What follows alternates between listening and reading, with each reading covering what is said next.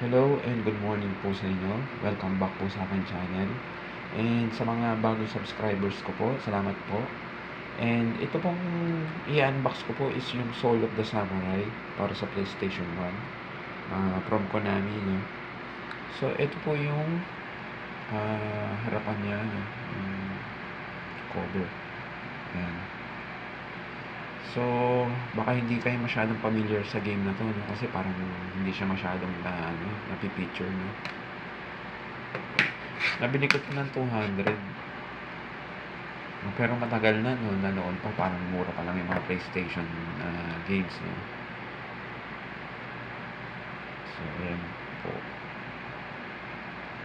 Yung back. Essential na po kayo. Naiila ko siya.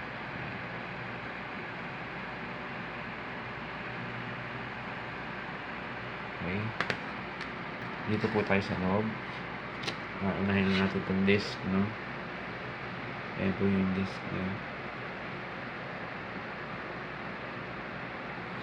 So, sa loob, likod po pala. Ayan, meron ganyan. May art. Tapos, ito po yung manual niya, no?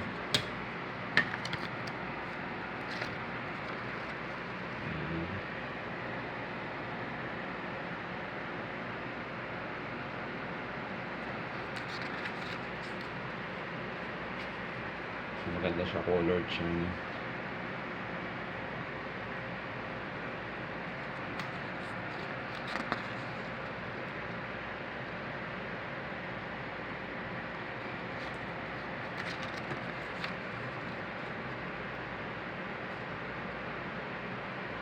Hindi ko pa ito nalalaro.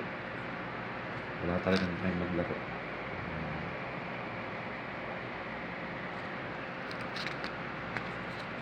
Starting the game. Saving the game.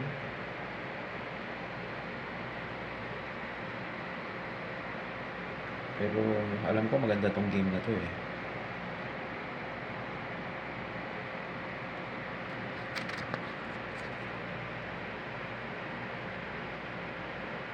Items and save locations.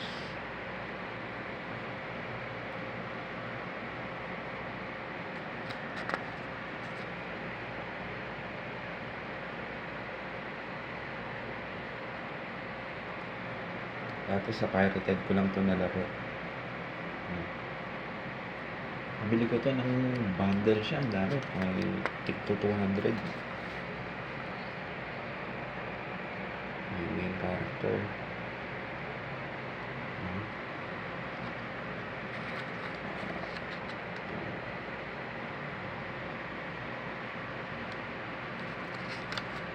Para na sa akin to pero hindi ko nilalaro.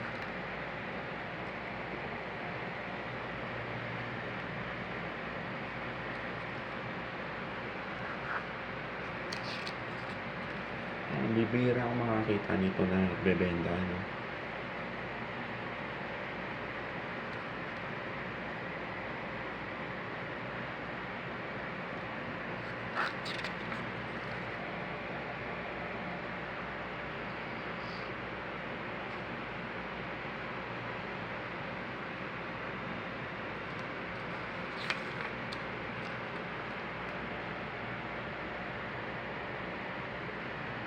Weapons and items.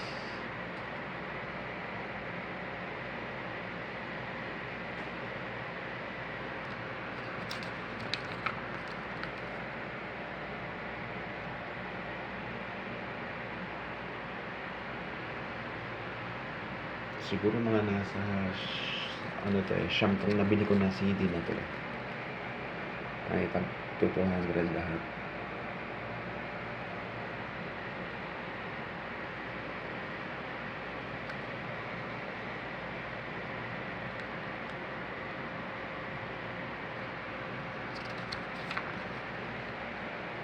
Medyo makapal tong ano nito.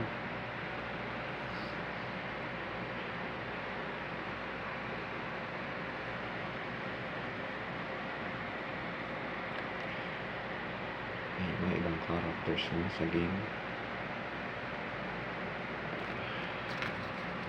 Ito lang kung makikita nyo. So, yun na yung credits.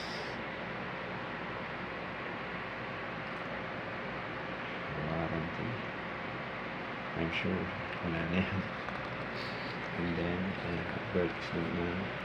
So, we could enter. Okay. So, yun lang po guys. Thanks for watching. At sana kahit papano na-entertain ko kayo. At abangan nyo na lang po yung mga susunod kong videos. Thank you and God bless.